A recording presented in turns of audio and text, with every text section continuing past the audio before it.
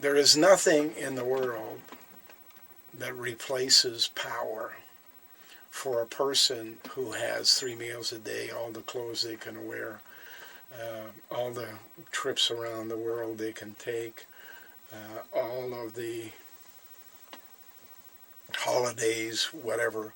Once you get beyond that, and I'm told $27 million is about the break-even point. Once you get beyond that, there's nothing more except power.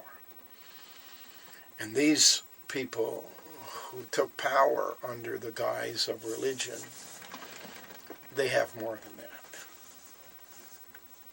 At the top, mind you, they too use their agents, their slaves within their communities, and most of the people that you will see next door is on a need-to-know basis.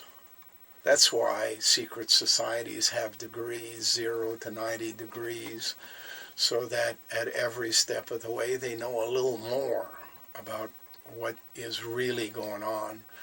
But they're always blackmailed in such a way that they're rising to the top of this pyramid, never able to descend again without having mortal problems.